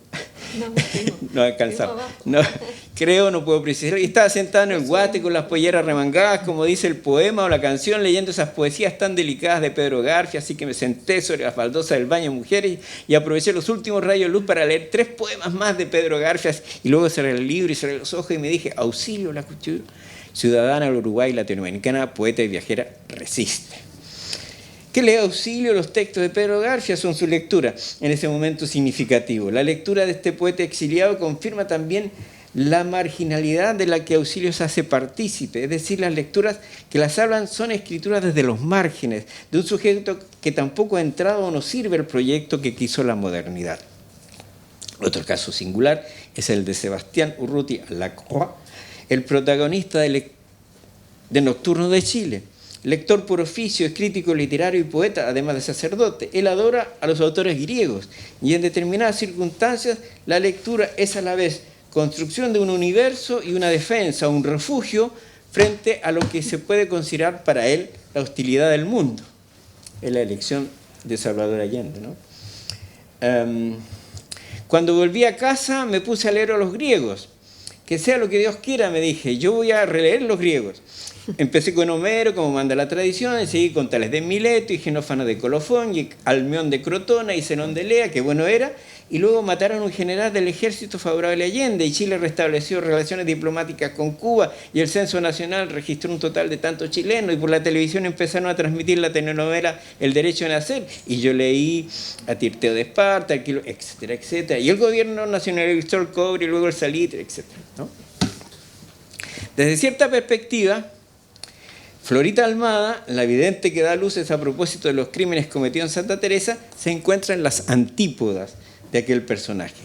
Ella es así como una lectora papívora, y proletaria. Todo lo lee, nada deja de lado. Ella se encuentra en los textos escritos un bien, una riqueza que compensa la pobreza material de su entorno. A partir de ese momento, cuando empezó a leer, ¿no?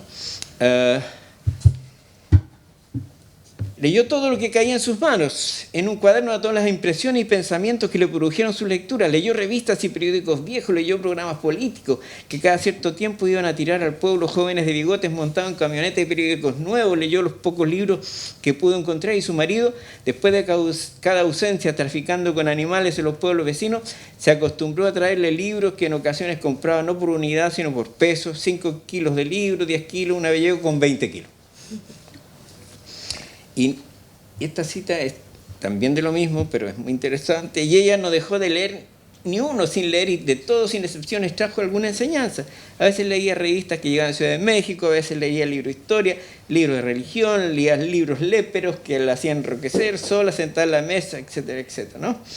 En fin, al final de la cita. Y de todos ellos aprendió algo, y a veces muy poco, pero algo que daba como una pepita de oro en una montaña de basura. Pero hay además muchos otros lectores y muchos otros tipos de lectura.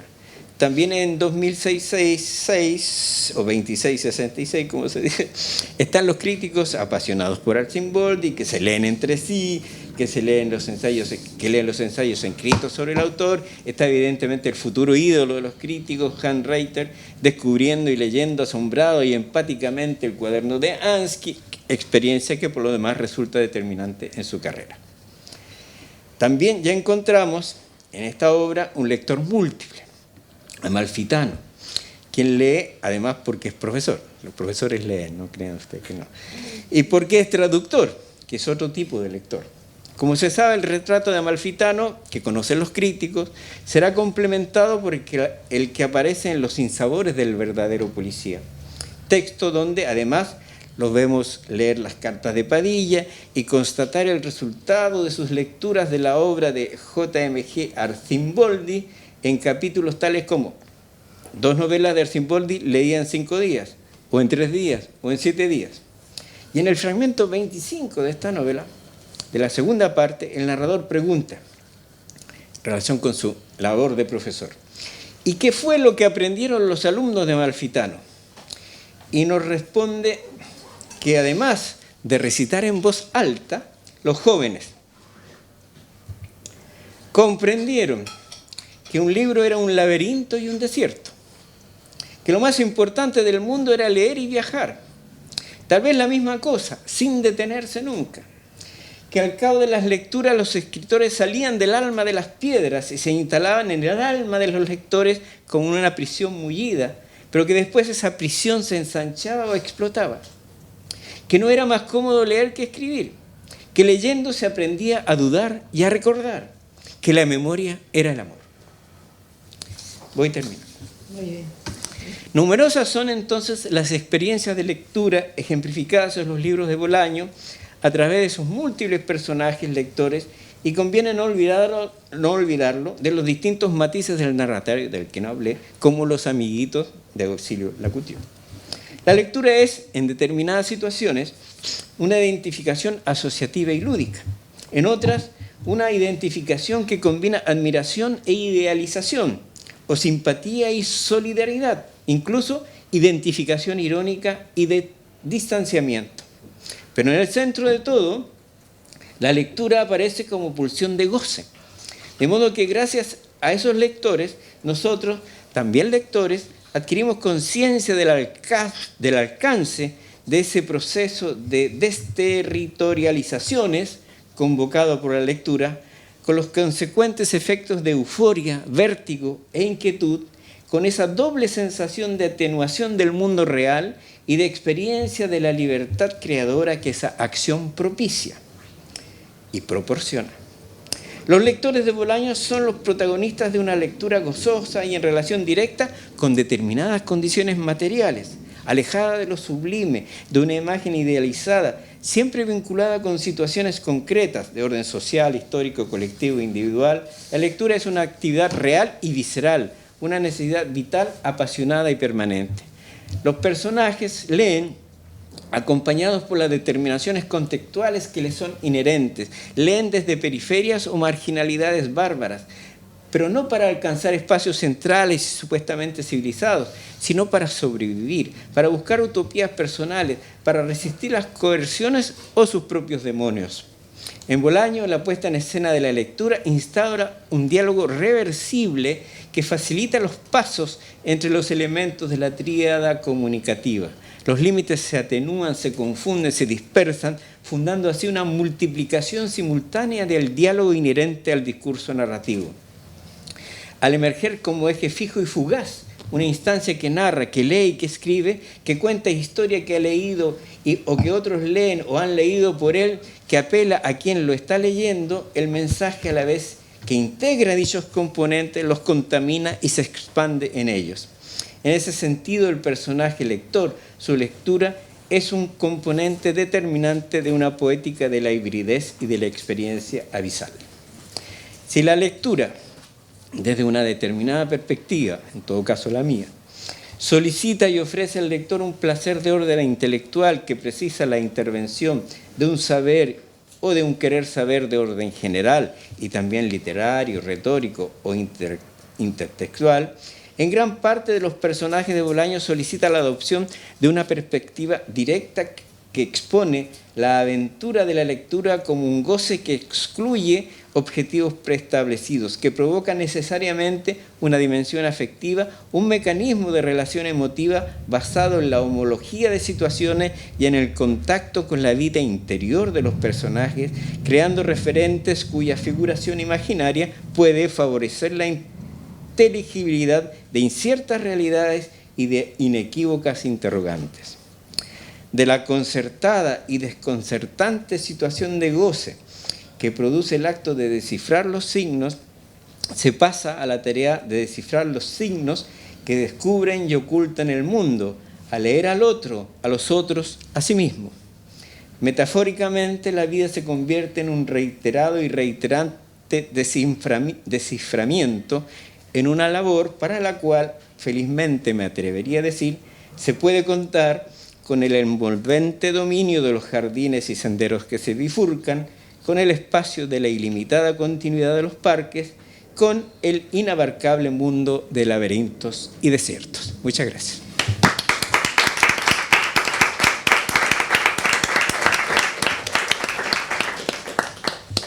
Muchas gracias. Está bien. Se va el conferencista. Se nos va el... No puede. Muchas gracias. Esta mesa no tendría modo. El título de la mesa era Lectura, Afecto y Experiencia. Sí, todo eso es increíble, ¿no? Sí. Todo eso ha estado planteado en cada una de las ponencias muy disímiles. La cuestión del afecto, quiero decir de pronto, la afectividad, diría, cuando Macarena insiste, hay cadáveres, hay cadáveres, hay cadáveres. Esto le da una marca muy fuerte a todo el recorrido que hizo Macarena. Me parece interesante en relación con el modo como fue planteada esta mesa. Después, claro, lo que propone Fernando es, yo no sé, es vivir para leer, leer para vivir, digamos, estamos en ese juego, ¿verdad? Sería imposible vivir sin leer, sería para ciertas personas, de las cuales acá por lo menos habemos unos cuantos. Y después hay otras dos ponencias donde está más la cuestión de la experiencia, la cuestión de la experiencia en el sentido de que plantean lo que podríamos llamar, se llamó una ficción geográfica. La ficción geográfica, esto que está en la ponencia de Héctor, está también en la de Fermín. ¿Por qué? Porque Bolaño y el de Autor de Huesos en el Desierto construyen un mapa, también hacen un mapa, también hacen un cronotopo de los muertes y de los crímenes en Santa Teresa. Cada uno de los puntos de ese mapa marca un cadáver. Está ese mapa, ¿no? Esas estrellitas en el mapa que son cada una de las muertas. Entonces ahí también hay una ficción geográfica, pero una ficción geográfica que está construida sobre la base de una realidad espantosa. Y entonces el texto lo trabaja, y acá me parece, en esta mesa, todo eso ha aparecido desde diferentes ángulos, de diferentes lugares. Junto con eso, la expansión de la biblioteca. ¿Por qué la expansión de la biblioteca? La lectura de Macarena, entra en lugares, en espacios que ya se habían recorrido, pero el espíritu de la ciencia ficción, en la lectura del espíritu de la ciencia ficción, nos expande la biblioteca. Como expande la biblioteca la cuestión de África y de la India, que yo soy lectora de Bolaño, pero bueno, es imposible ser un lector total de Bolaño, completo de Bolaño. Lo tenía todo perdido, eso de África, de la India, y me gustó mucho que recordaras a Mohamed Sar, que estuvo en una ponencia hoy acá, que fue verdaderamente también interesante y de expansión de la biblioteca. En el Fermín entra, me parece, por el lado también, por ese lado de la expansión, por la expansión de las fronteras. Plantea esa relación entre espacios y cuerpos llevados al límite. Entonces, es algo expansivo, es algo que forma parte. Son muy distintas las ponencias, pero trato de armar algo que de alguna manera yo sienta que hemos estado compartiendo a partir de modos diferentes. Esto es una lectura muy rápida. Me gustaría que haya servido primero las ponencias que se leyeron, la lectura de esas ponencias, y que ustedes puedan participar en los minutos, bastantes minutos, que nos quedan para la conferencia de Carlos Gamerro.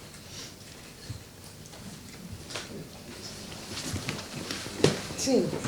No, por favor. No.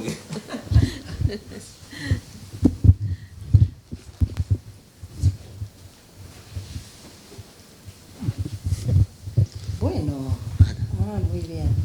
No, yo puedo preguntarle a Macarena. Perdón. No. Bueno, no sé si querés preguntarle. Yo también le iba a preguntar a Macarena a ver si podía contarnos. Pensé que me había salvado. No, ahí la dejaste picando, como dicen en el fútbol. Que nos cuentes un poco cuál era la última entrada. Bueno, coincidimos. Fue una estrategia de, ¿cómo se llama esto? De thriller, de suspenso. No, la verdad es que era para una conferencia de hace como un par de semanas que era mucho más larga. Y dije, esta es la mía, se la llevo a Celina, pero claro, es mucho más larga. Bueno, el malestar Bolaño, ¿no es cierto? Porque, bueno, han pasado 20 años y como que uno lo vuelve a leer y hay cosas que le siguen gustando tanto, no sé qué les pasa, si les pasa lo mismo, pero hay cosas que a uno a veces le molestan un poquito. Y esas cosas yo ponía que sobre todo tenían que ver más bien con las entrevistas y con ese Bolaño personaje. Entonces ponía varias cosas. Una de ellas es, no sé si leyeron la entrevista que le hizo Lemebel en Radio Tierra. No. Véanla, o sea, escúchenla. Bueno, yo que soy chilena, encuentro que Bolaño habla como español. ¿Qué habla? Como español. Ajá. Y lo conversábamos en México. Y según el mexicano español que nos invitó, él decía que hablaba, que hablaba como chileno, pero para un chileno, y los otros chilenos podrán decir, habla como español, ¿no es cierto? Y, por ejemplo, cito un diálogo muy gracioso en que Lemebel le dice, oye, ¿y tú cuándo te fuiste a Chile? Cuando tenía 20 años, dice, no, dice 15, Bolaño. Te fuiste de Chile, sí, Fer me corrige, gracias. Sí, de Chile, sí. Pero, entonces él dice 20 años, aunque en realidad la primera vez se va a los 15, pero él responde 20. Entonces Lemebel le dice, ¿y por qué perdiste el acento si uno a los 20 años no pierde el acento? Y tienen toda una discusión así larga de que lo perdiste, pero es que no lo perdí, pero es que no debieras. Entonces, esta cosa española y que defiende como una lengua española genérica, en esa entrevista, véanla, es bien pesada a mi modo de ver. Eso. Pero más bien era una cuestión del interlocutor español, no era de Bolaño, ¿o sí? No, Bolaño dice... También él mismo. Sí, él dice y dice, no, porque lo importante es la lengua, y hay una sola lengua, y no hay tradición de literatura chilena, discute muchísimo contra lo que pensamos, creo, con Carlos, ¿no es cierto?, Walker, que no existe una tradición de literatura chilena, que ese es un problema de los críticos, un invento de los críticos. Entonces, y además le dice a Raquel Olea, que es como una profesora, como nosotros, le dice, bueno, pero él le dice, pero tú no puedes hablar de literatura chilena, de literatura, porque tú no escribes. Y la Raquel Olea le dice, o sea que las ballenas, solo las ballenas pueden hablar de las ballenas. Entonces, bueno, ese era un punto. Otro punto, todo el punto en esta cosa media malevolente que hace tanto con Zurita como con Diamel Altit. que además yo creo que es una disputa, una lucha de campo, ¿ah? O sea, sí. ¿Quién es el principal poeta de los 90? Zurita, el centro del canon, diríamos, ¿no es cierto? Ya que se habló tanto de canon, y la narradora Diamela. Entonces, él hace unas operaciones bien complejas de poner a Zurita como Carlos Vider, ¿ah? Que él dice, yo nunca supe de los poemas en el aire, pero como no iba a saber, digamos. Y también, bueno, cuando después de la comida en la casa de Diamela Altir, inmediatamente en el mismo texto cuenta la historia de María Canales. Bueno, eso también lo que habla del exilio, son varias cosas que son como... Y también el tema del género, sobre todo con las mujeres, que él trata de ser muy cercano a las mujeres, pero para mi gusto no le sale. Por ejemplo, en Putas Asesinas, que es un cuento que no me gusta nada. Y bueno, y no digo más. Eso. Si puedo reaccionar, sí. Conversar, Macarena. Yo encuentro a Bolaño más chileno que los porotos. Ahora bien, el poroto, frejol, es un cultivo mesoamericano que tiene como, no sé, 8.000 años de domesticación. Y 8.200. No me digas. Sí. Es joven el poroto. Y lo menciono así porque algo que nos invita a pensar Bolaño, Celina nos hablaba, ¿no?, de la ficción geográfica, que parece una feliz confluencia de algunas de las presentaciones. Es también un tiempo largo, ¿no? 2666, ese año que es el número de la bestia, que es muy lejano en el futuro, que evoca a Stanley Kubrick también, 2001, etc. Y hay que pensar entonces la transitoriedad de la literatura en castellano, ¿no? Del mío Cid para acá, los idiomas que cambian, los registros que van y vienen. Hay una lengua chilena oral antes y después de Pinochet, ¿no?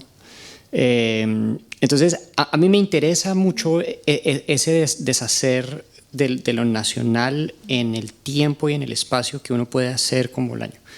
Simplemente quería reaccionar y usar esa frase provocadora de la chilenidad y los porotos. Sí, puede ser algo muy cortito. Yo creo que en Bolaño, yo no creo lo de la extraterritorialidad, si es por eso, pero sí creo que puede, en la medida en que no estamos hablando de una literatura más que de una persona, ¿eh? Entonces yo creo que hay novelas de Bolaño chilenas, hay novelas españolas, hay novelas mexicanas, contra eso no tengo ningún problema, lo cual no quiere decir que Bolaño no tenga una tierra, siempre la tiene, siempre tiene una tierra y una lengua, que puede ser chileno, puede ser mexicano, pero claro, pero de la tradición literaria chilena él tiene todo un tema, por ejemplo, con el exilio chileno, que él lo niega, no es cierto, o sea,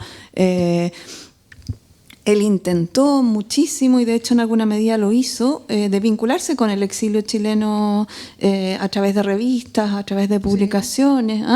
Es eso. Bien. El público, acá hay una discusión entre chilenos, como todos pueden... Bolaño diría cosas de chilenos. De latinoamericanos. Pero hay otras cuestiones también. Hay otras cuestiones. No sé si el público tiene ganas de... ¿Por acá? ¿Sí? No, nomás para seguir con la conversación sobre Chile dentro y fuera, un poco invitar a Héctor a hablar un poquito más sobre las apropiaciones estas de Bolaño, ¿no? Este Bolaño que nos presentaste dando vueltas por el sur global. Y un poco, no sé, me quedé pensando en la idea de lo cosmopolita, ¿no? En Bolaño y ese, no sé, el cosmopolitismo trucho ese, digamos, ¿no? Podríamos decir, ¿no? ¿No? Como que está en Israel y no está, ¿no? Digo, porque hay pareciera que hay un procedimiento ahí, que pensando en el libro de Muhammad Sar, ¿no? El de la memoria más recóndita de los hombres, que termina en Buenos Aires, y es un Buenos Aires también, como, ¿no? Totalmente. No sé, invitarte a comentar sobre esas apropiaciones, ¿no? De ese impulso cosmopolita y de lo sospechoso del cosmopolitismo ese que está dando vueltas, pero que evidentemente es muy productivo. Gracias por la pregunta, Gaby. Brevemente, para escuchar a los colegas, hay un fantasma que recorre mi presentación, un fantasma raro, el infame Robert Jaus y la recepción. La recepción, la crítica de la recepción, eso no está de moda. Mal comprendida es como un recitar sociológico de la suerte que tienen las ediciones. Pero bien comprendida, y a pesar de Jaus, y es un nazismo,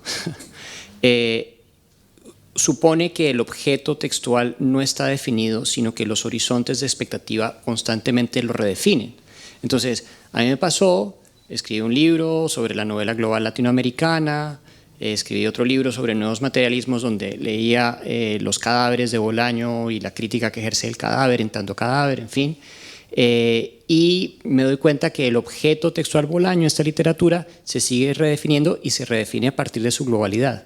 Entonces me pasó durante la pandemia, como todos encerrados, pues me animé a escribir unos correos electrónicos, tuve reuniones de Zoom con gente en todas partes, o sea, esto es un fragmento de la investigación, y me di cuenta que el objeto Bolaño no termina de cambiar y que tenemos que repensar cosas sobre el exotismo y sobre esto que pasa con los lugares distantes que son figuras retóricas y que es parte de como ignorancias diferenciadas sobre las que no hablamos.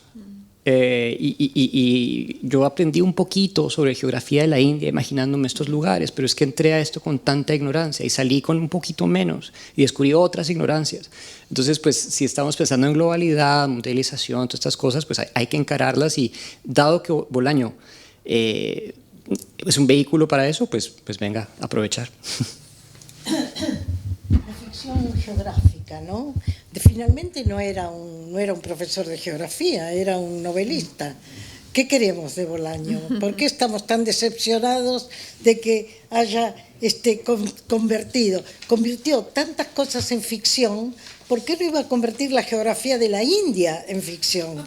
Por favor. Estamos de acuerdo. Pero ojo que no estoy decepcionado y tampoco... No. Pero lo que me parece más interesante que yo no esté decepcionado es que no estén decepcionados los escritores de la India, de África, y ni qué hablar de Japón, ¿eh? Porque cuando aparecen japoneses en la obra de Bolaño, eso sí es orientalismo mal, ¿eh? O sea, mal, ¿sí? Racismo directamente. Y el éxito que tienen en Japón y lo que hacen con él es maravilloso. Entonces, me interesa más como explorar eso sintomáticamente, ¿no? La referencialidad, la mímesis, está bien, pero no por sí sola, ¿no? Con lo que podemos construir el análisis de la ideología, que me parece más interesante, a partir de Bolaño. O sea, ni siquiera, yo tampoco me considero un estudioso de Bolaño y creo que un riesgo, lo último que digo, que tiene eventos tan magníficos como este, es sobre singularizar a un escritor. Así como a mí me parece que uno debería decir la frase Borges Arlt, y no hablar de Borges solo, porque eso ya tergiversa. Habría que decir, no sé, Bolaño Aira, o incluso Bolaño el Tit, Bolaño Lemebel, jugar en distintas paridades. Bueno, es el éxito, discúlpenme, pero es el éxito de este encuentro. Digamos, la posibilidad de decir, bueno, 20 años después, es el mismo Bolaño que leímos maravillados, fascinados, embobados, ¿no? La serpiente, como pajaritos ante la serpiente. Esos éramos los lectores. Esa era la lectora de Bolaño que fui yo hace 20 años. Entonces, ¿ahora qué pasa? Bueno, ahora me encuentro con otros lectores de Bolaño y bueno, me golpea y al mismo tiempo digo, qué bien que nos reunimos para esto y que esto haya producido estas cuestiones, porque entonces Bolaño puede seguir siendo leído, no para romper el embrujo, porque era un brujo, esto es así, para romper el embrujo y para bueno, permitirnos repensarlo desde otros lugares, hasta que sea un clásico. Todavía creo que no es un clásico. Bueno, ¿quién más?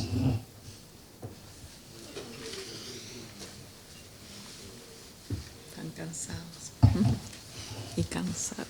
Bueno, no los vamos a perseguir. Muchísimas gracias. Gracias a ti, Selina.